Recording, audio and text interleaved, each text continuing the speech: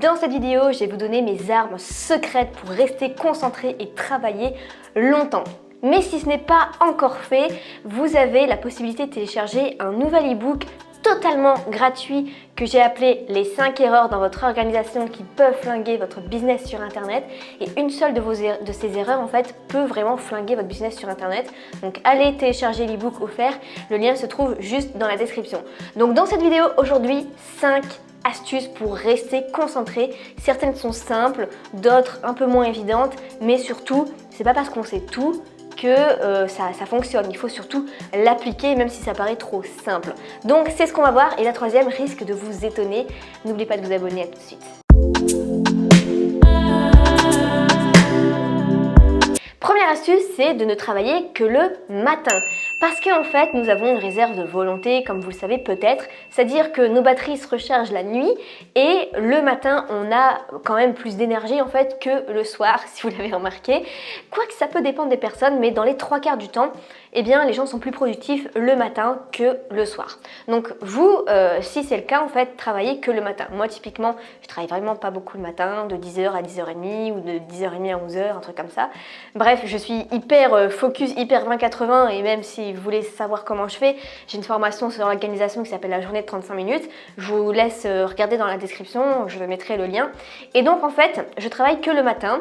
L'après-midi, ça va être tranquillou bidou, je vais faire autre chose, je vais aller me promener, je vais aller voir les magasins de déco, je vais aller voir les magasins de fringues, je vais aller voir des amis, je vais aller boire un verre, je vais aller me promener en forêt, je vais aller voir mon chien, je vais lire. Bref, je vais pas vous faire tout le topo de ce que je peux faire, mais je fais totalement autre chose, même si parfois j'ai de la lecture business quand même, mais bon, c'est tranquille, ça me demande pas beaucoup d'énergie pour lire. Je me mets dans mon petit transat, dehors au soleil, et je suis bien. Et le soir, c'est plutôt créativité, c'est plutôt je laisse l'inspiration faire, je ne contrôle pas le mental, je laisse tomber. C'est comme ça aussi que j'ai les meilleures idées. Donc typiquement le soir, soit je vais me poser devant la télé s'il y a un truc intéressant, je sais pas s'il y a Koh-Lanta ou un truc comme ça. Je regarde pas trop la télé, mais Koh-Lanta j'aime bien. Et sinon je vais regarder Netflix, je regarde peut-être un épisode tous les 15 jours, tu vois, j'aime pas trop ça, ou je sais pas, une vidéo YouTube, ou juste, je sais pas, je laisse la soirée passer quoi, mais je fais pas grand chose.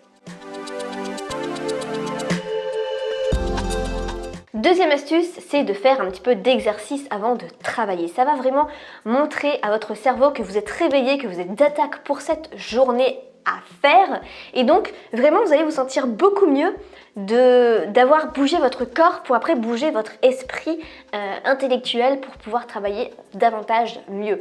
Donc vous n'êtes pas obligé forcément d'aller faire 30 minutes de yoga, 30 minutes de sport, musculation, courir, même si c'est selon vos préférences. Mais moi typiquement, je vais joindre l'utile à l'agréable, c'est-à-dire que je vais faire 30 minutes de ménage. Je vous promets, je chronomètre avec ceci. Donc en fait je le mets sur la phase du 30, j'ai le chronomètre ici qui se met en route et ça sonne une fois que c'est terminé. Et donc je me dis ok, j'ai 30 minutes pour faire le maximum, du coup ça me bouge mon corps en fait de vraiment faire le maximum en 30 minutes. Et souvent 30 minutes, je peux vous assurer qu'on est bien surpris. Je connais des personnes qui disent purée, mais moi en une matinée j'ai pas le temps de faire toute ma maison. Ma maison fait 250 mètres carrés et je peux vous assurer que j'ai le temps de bien la nettoyer en 30 minutes en me chronométrant. Quand on se fixe des limites, ça marche. Bref, tout ça pour dire qu'il faut faire un peu d'exercice pour s'y mettre, après on est beaucoup plus productif. Et de toute façon, ça a été prouvé. Il y a un mec qui s'appelle John Ratey, qui est en fait qui vient d'Harvard, et qui a même écrit un bouquin qui s'appelle La révolution de l'exercice et par rapport au cerveau en fait, qui explique que l'exercice c'est vraiment important pour ceux qui ont des professions justement très intellectuelles, qui demandent vraiment à ce que l'esprit bouge, donc typiquement pour les entrepreneurs. Donc voilà, faites du ménage, faites du sport pour mieux travailler. Troisième conseil, c'est de faire vraiment attention au petit déjeuner. Et là, je vais vous révéler quelque chose d'assez intéressant. Je regardais l'autre coup une vidéo sur YouTube de la chaîne Arte, il y a vraiment des documentaires très intéressants, j'en ai regardé beaucoup. Et là, c'était sur le pouvoir de l'alimentation et du cerveau. Et ce que j'aime bien avec Arte, c'est toujours bien fourni, c'est toujours bien prouvé. J'aime pas forcément les gens qui disent « Ok, faites ceci !» Mais prouve-le ou donne ton expérience. Là, c'est vraiment prouvé avec ils ont utilisé d'abord des rats en fait, et un rat on lui a donné de la malbouffe et dès le matin, et un autre rat on lui a donné de la bouffe saine en fait. Et donc du coup ce qui s'est passé, c'est qu'on a observé que le rat qui était mal nourri, il prenait de mauvaises décisions. Il allait se cacher dans des coins sombres et tout, il n'allait pas essayer de sortir de là où il était, alors que le rat qui était bien nourri, au contraire, lui, il allait dans la lumière, il était intelligent, il était vif, il allait chercher à sortir. Donc vous voyez, si dès le matin, vous allez prendre du coca, des beignets, des petits pains, et bien après, ça peut vous faire avoir comme conséquence de prendre des mauvaises décisions, alors que vous avez pris un petit déjeuner sain, et bien déjà de une, ça va pas vous bouffer beaucoup d'énergie parce que la digestion c'est assez lourd, et en plus de deux, vous allez prendre vraiment les meilleures décisions pour votre cerveau. Et je peux même vous dire que dans ce documentaire-là, j'ai vu que ça allait manger les petites cellules qui protègent votre cerveau des bonnes décisions, donc c'est vraiment assez hard en fait. Donc moi quand j'ai vu ça, ça m'a vraiment choquée de voir concrètement les images et de me dire ok, donc en fait en gros, si le matin je mange, je sais pas, un beignet plutôt qu'une banane, derrière, pour mon business, je risque de prendre de mauvaises décisions. Je risque peut-être de m'énerver face à un client, je risque peut-être de dire oui à un projet qui ne me correspondait pas. Donc faites attention vraiment à ça. Quatrième astuce, ça va être vraiment de me fixer des horaires. C'est-à-dire que je me dis, ok, je reprends ça, de 10h à 10h30, je bosse, je suis focalisée dessus. Mon téléphone, je le prends, je le balance sur le canapé, je le balance dans le salon, je le mets en mode avion, bref, je n'y touche pas. Et de toute façon, j'ai assez maintenant de discipline pour être concentrée, même si le téléphone est là. Mais typiquement, au début, forcez-vous à mettre votre téléphone ailleurs quand vous êtes en mode travail. Deuxième chose sur votre ordinateur, supprimez les notifications d'email. Vous savez, le petit message qui vient sur le côté avec le son, qui vient vraiment vous déconcentrer, sachez qu'après, il faut 15 minutes pour se reconcentrer. Donc si à chaque fois, vous êtes déconcentré avec un email, c'est pas terrible en fait pour la productivité. Donc dégagez les notifications de vos emails, de Messenger et de Facebook. Déjà avec ça, ça va aller beaucoup mieux. Et après, ça va aller plus loin pour le téléphone, les notifications Instagram aussi.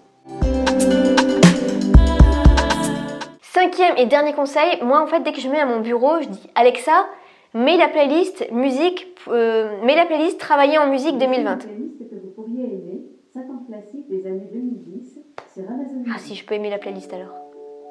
Non, Alexa, stop. Ça va pas parce que c'est avec des paroles. Donc Alexa, mets la playlist travailler en musique sur Spotify. Playlist travailler en musique 2020 depuis Spotify. Oui, c'est ça. Hop, et c'est parti. Donc en fait, des musiques un petit peu de films, de remix, j'aime bien ça parce qu'il n'y a pas de paroles. C'est entraînant et on se met vraiment dans une bonne ambiance. Je mets les petites bougies, je mets la petite lumière, je mets de l'encens et la petite musique de fond. Je suis bien en fait pour travailler ici. Et voilà, ça me booste pour bien bosser. Il y a plein de playlists de motivation, de musique. J'en ai aussi sur ma chaîne qui a dépassé les 2 millions de vues. À la base, j'ai fait cette playlist de motivation pour moi et finalement, ça a servi à plus de 2 millions de personnes. Donc c'est intéressant et ça marche. Voilà pour ces astuces. Dites-moi s'il y en a une que vous préférez. Si vous avez d'autres astuces, moi ça m'intéresse. Tout ce qui est productivité, organisation, c'est vraiment une de mes passions. Donc dites-le moi en commentaire. N'oubliez pas les petits pouces et on se retrouve dans une prochaine vidéo. Ciao!